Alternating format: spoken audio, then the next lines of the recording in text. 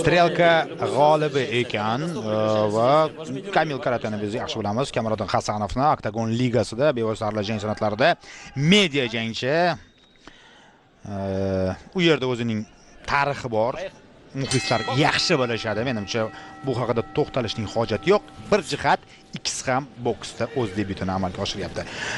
Kamoliddin Hasanov karate eshitdingiz, titullarni aralash jang san'atlari boksda juda yaxshi bo'lmasligi mumkin. Uning raqibi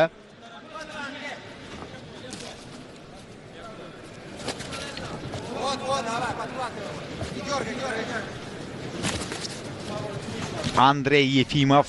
Mana shunga e'tibor qaratamiz. Strelka bu o'ziga xos baribir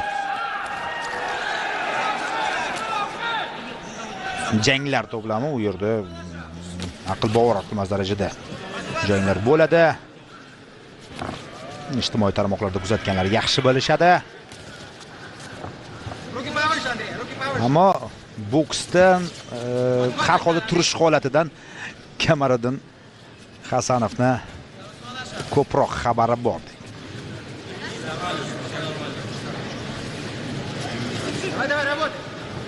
Hozir aytishingiz mumkin, yaxshi stoykasi bor-ku Oktagon ligada. Yo'q do'stlar, aralash jang san'atlaridagi o'sha zarbalar almashinuvi boksdan tubdan farq qiladi. Boks boshqacharoq. Boks o'zgacha.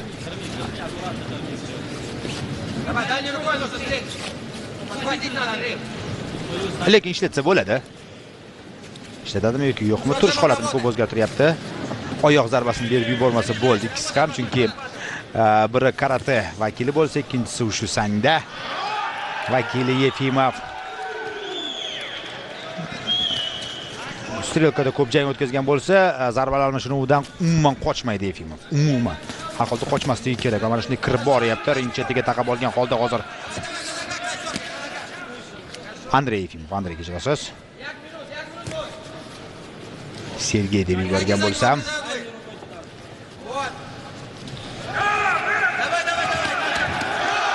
Uchta zarba. Kamil Karatedan.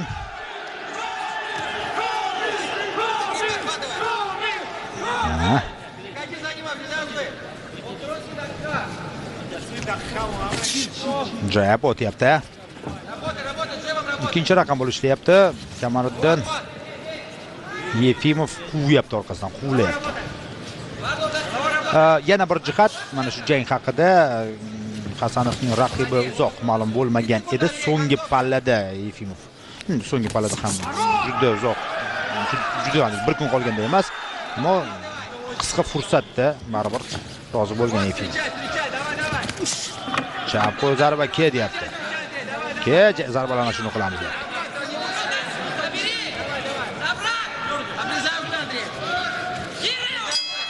Va raund yakuniga yetmoqda. Yefimovning zarbalari og'irroqdek.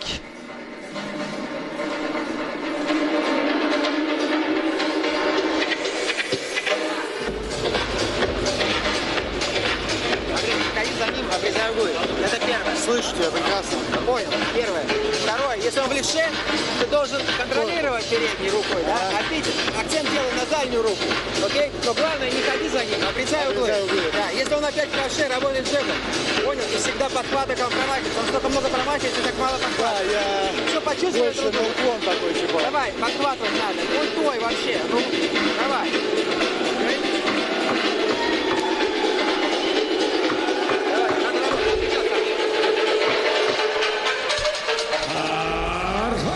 Quvlayapti deb aytdim-ku, quvlamagan dedi.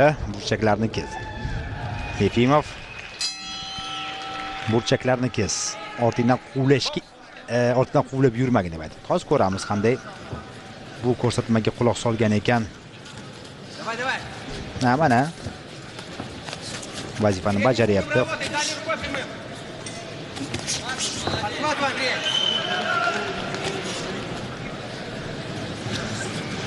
Endi bokschilar hozir bu jangni ko'rib, qanday qulay vaziyat, mana bu yerda qarshi hujum deyishi mumkin, ammo gapirish oson. Ular bokschi emas, yaxshi hujum. Kamoliddin Hasanov ijrosida. Yefimov aynan ochiq jangni kutadi. Chap qo'l, o'ng qo'l zarba. Oyoqda yaxshiroq harakat qilmoqda. 3 ta zarbadan iborat kombinatsiya havoda qolib ketyapti. Kamardan Hasanov endi media jangchi. Bunday ishlarni yaxshi biladi u.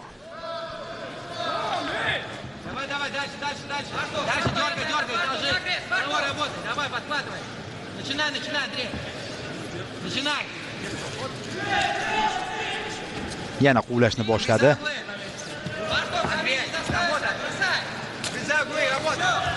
Mana endi burchakka taqab oldimi? Yo'q, chiqib ketyapti Hasanov.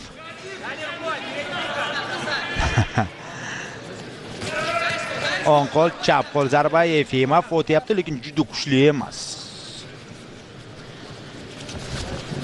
Tegmasmikan deya menimcha kuch sarflab o'tirmadi Yefimov. Chap qo'l yon taraflama, o'ng qo'l to'g'ridan yo'llangan zarba o'tdi. Chap qo'l jigarga zarba.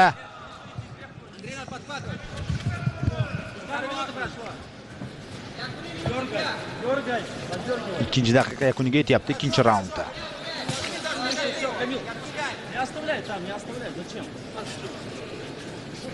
Ходи за ним. Обрезай углы. Jab Давай. Hasanovdan. Руками показывай удары.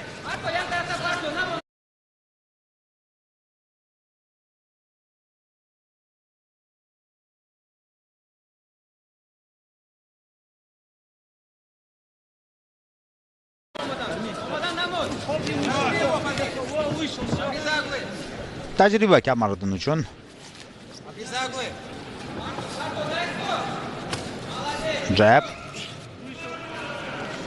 Ko'rdingizmi qanday hayiqdi hozir? Chunki zarbasi havoda qolib ketgan edi. Chap beryapti, zarba bermayapti Yefimov. Mana shu jihati. Mana endi zarba berdi. Chap qo'l cross. O'ng qo'l qisqa masofa o'tyapti Yefimov. Yefimov raund so'ngida yaxshi harakat qilyapti.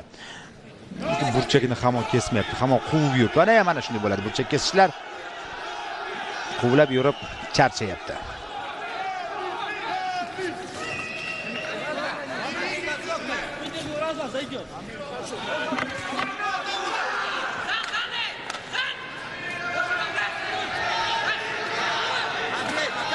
Jab.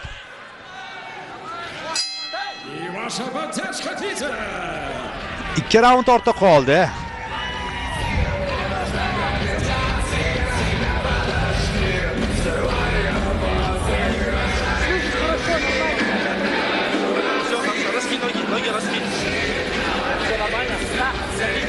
Birlashgan Arab Amirliklaridan turnir bo'lganida yodingizda bor. Biroz avval sizlarning e'tiboringizga havola etgandik. O'shanda faqat mana shunday media jangchilar, boks bo'yicha faqat media jangchilar chiqqan. Ты зажимаешь его и опять не работает. Покажи здесь, иначе.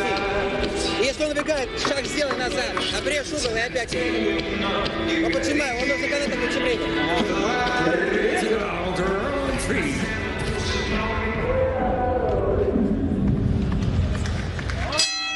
Бокс.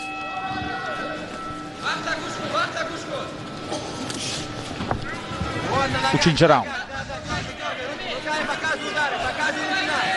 Chalg'ityapti. Chalg'iyapti eng qizig'i Kamariddin Hasanov. Lekin Yefimov zarba bermayapti. Jab. Eng qizig'i Yefimov ham qani qo'lni pastga tushgan, mana shu to'g'ri qadam bosib kirib kelyapti. Zarbasiz kirib kelyapti. Hozir ekran qarshisida kuzatib bo'layotgan. Chap qo'l, 2 ta zarba o'tdi. Yefimov.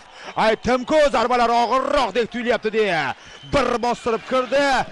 Kamariddin Hasanov og'ir ahvolda yo'q turyapti. Yefimovning turishini qarang. Birinchi o'ziga xos nokaut mana shu kechada chap qo'l cross o'tdi. Mana qarang. 1 o'tdi, 2 o'tdi. Bu zarbalar kombinatsiya, strelka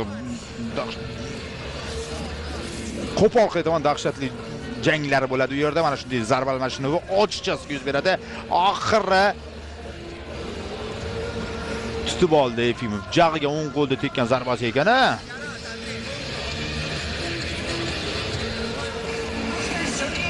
Andrey Yefimov nokaut bilan boshlayapti.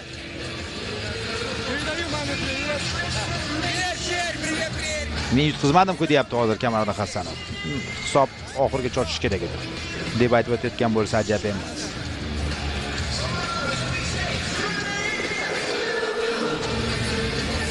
Ochkolar bo'yicha ustunlik qilayotganiga shubha yo'q. Kamil Karatena ammo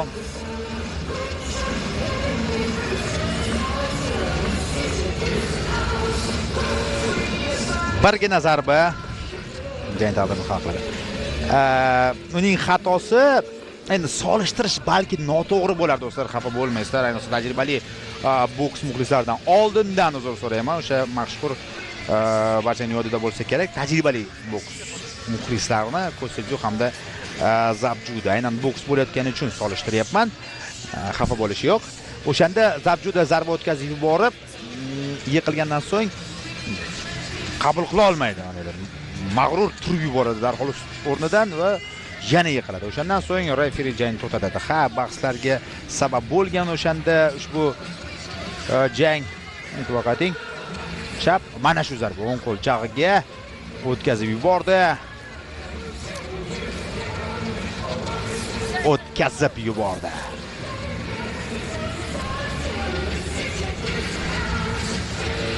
Va darhol o'rnidan turdi. Turish kerak emas.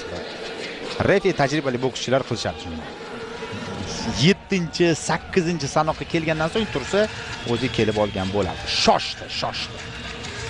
O'sha o'tkazib yuborgan zarbasidan so'ng. Рефери поединка Сергей Летунов остановил бой через 34 секунды третьего раунда. Техническим нокаутом победу одержал Андрей Ушумастер.